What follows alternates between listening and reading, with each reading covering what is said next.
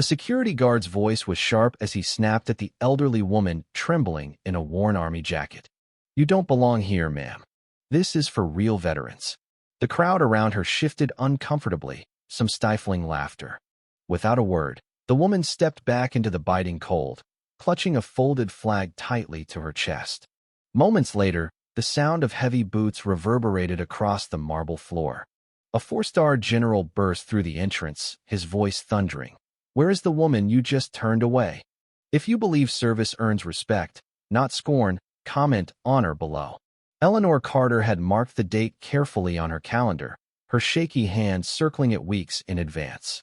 December 7th, Pearl Harbor Remembrance Day, when the National Veterans Museum would hold its annual tribute, welcoming all who served at no cost. At 87, Eleanor no longer drove. Her vision had faded, her hands trembled constantly, and her steps were slow and deliberate.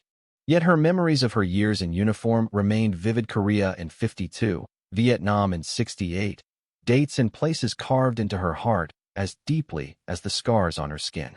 The trip from her modest apartment required 3 bus transfers, planned with meticulous care. She rose before dawn to polish her old combat boots and iron her faded army jacket.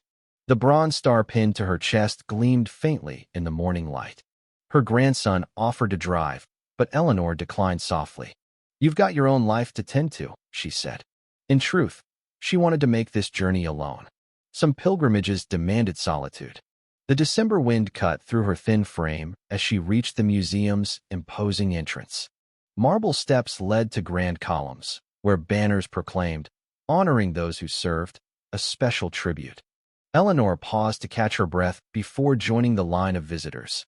Families chatted eagerly, and younger veterans in crisp uniforms breezed through, showing military IDs or VA cards, and receiving respectful nods from the security guard, a young man with a buzz cut and a disinterested expression. When Eleanor reached the front, she offered a warm smile. "Good morning, son." "ID?" the guard demanded, barely glancing up. Eleanor's smile held steady. "I served in Korea and Vietnam, son. 38th Infantry Regiment in Korea, then Special Forces Support in Vietnam." The guard looked up, eyeing her weathered face, trembling hands, and threadbare jacket. "Ma'am, we need proper identification: military ID, VA card, or discharge papers. We can't just let anyone claim they're a vet." "I haven't had an ID in years," Eleanor explained calmly. "But I brought this." She produced a preserved photograph of herself as a young soldier, standing proudly with her unit in Korea. The guard gave it a cursory glance. That could be anyone. No ID, no entry. Rules are rules. A woman in a pricey coat muttered, "Pathetic. Always some vagrant trying to scam freebies." A few others snickered. The guard waved Eleanor aside. "Ma'am, move along. People are waiting." Eleanor didn't protest. With quiet dignity, she turned away, her back straight despite the sting of rejection. The wind bit harder now, but she clutched the folded flag draped over her brother's coffin after Korea closer to her chest, shielding it from more than the cold. She didn't notice the well-dressed woman across the street, watching the scene unfold with a phone pressed to her ear. Inside, the museum's ceremony went on as planned. The director delivered a polished speech about sacrifice and duty. A children's choir sang patriotic hymns, and screens displayed young, photogenic veterans sharing their stories alongside historical footage. "Today, we honor those who stood in harm's way," the director declared to warm applause. Outside, Eleanor sat on a cold bench, waiting for the next bus. The flag remained in her hands, a tether to her brother who never returned and comrades now lost to time. She felt the irony keenly. Inside, they celebrated an idealized version of veterans: polished, heroic, palatable, while she, with her worn clothes and unsteady hands, was too messy for their tribute. America often loved its warriors in theory, but overlooked them in reality. It no longer surprised her. Disappointment had hardened into quiet acceptance. Across town, Lieutenant Colonel Rachel Brooks marched down a corridor in a government building, her boots clicking sharply. A West Point graduate with 20 years of service, Brooks had no tolerance for injustice, especially toward veterans. She knocked once before entering a heavy oak door. "Sir, There's a situation at the National Veterans Museum you need to know about. General Daniel Holt, a decorated combat veteran with 4 stars gleaming on his shoulders, looked up from his desk. At 62, Holt was a revered figure strategist, leader, and fierce defender of those who served. What kind of situation, Colonel? I saw a veteran denied entry to today's ceremony, Brooks replied. Elderly woman, Korean and Vietnam era, judging by her jacket insignia. Security turned her away for lack of ID. Holt's face darkened. Details. Brooks recounted the scene efficiently. The woman's composure, the guard's dismissal, the bystander's mockery. She knew the general well enough to sense the fury simmering beneath his calm. There's more, sir, she added, placing a folder on his desk. I had someone check the name she gave Eleanor Carter. 38th Infantry Regiment in Korea, later with 5th Special Forces in Vietnam. Bronze Star with Valor, Purple Heart. Holt opened the folder, then froze. Carter. Eleanor Carter. You're certain? Yes, sir. Holt's finger traced a line in the file. His expression shifted. Clear my schedule. Have my vehicle ready in 5 minutes. This just became personal. Eleanor Carter pulled my father out of a burning tank under enemy fire at Incheon. If not for her, I wouldn't be here. Within minutes, a convoy of black SUVs sped toward the museum, lights flashing silently. Holt sat rigid in the lead vehicle, his face set with resolve. The convoy halted at the museum's entrance, drawing stares from staff and visitors. Holt emerged, his uniform pristine, his presence commanding instant attention. Inside, the ceremony hummed along. The same security guard still checked IDs, upholding his rigid gatekeeping. He looked up as heavy boots approached, his eyes widening at the sight of a 4-star general advancing toward him. Sir, welcome to the guard began. Where is she? Holt's voice sliced through the noise. The veteran you turned away. Where is she? The guard faltered, sensing trouble. There was an elderly woman without proper ID, but, you don't belong here, old woman. This is for real veterans, Holt quoted, his voice ringing across the foyer. That's what you told her, isn't it? The museum director rushed over. General Holt, what an honor. Is there a problem? Holt turned to him, his tone icy. The problem is that while you're making speeches about honoring veterans, your staff is turning away actual heroes at the door. The crowd fell silent. Reporters edged closer, sensing a story. Where is the woman you just humiliated? Holt demanded. The director paled, glancing between Holt and the nervous guard. There must be a misunderstanding. We welcome all veterans with proper identification. Proper identification? Holt's voice dripped with disdain. Have you ever seen a military ID after 60 years? They yellow, they crack, they disintegrate just like the bodies of those who carried them through hell. He faced the crowd. You had a Medal of Honor nominee on your steps, and you barred her entry. A gasp rippled through the room. Phones rose, capturing the moment. Eleanor Carter, Holt continued, his voice softening but resolute.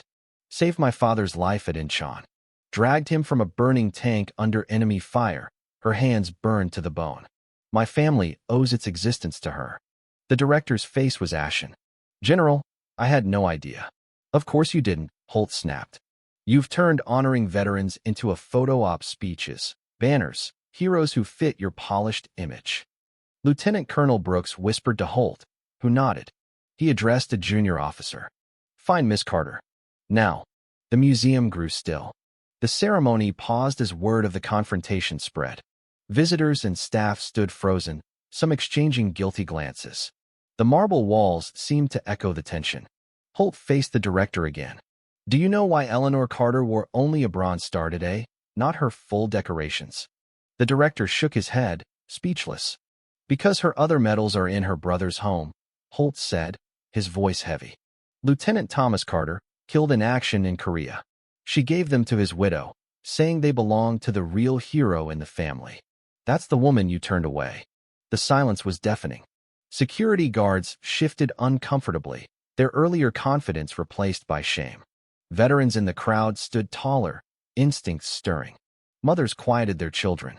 Outside, Eleanor sat on a snow-dusted bench, the folded flag still in her hands. Her arthritic fingers traced its edges, lost in memory. The cold bit at her jacket, but she barely noticed. The bus was late, Or perhaps she'd missed it. Time slipped away at her age. She gazed at the plaza, snow softening the world, bronze statues of forgotten heroes watching her silently. Footsteps broke her reverie, crisp, military steps.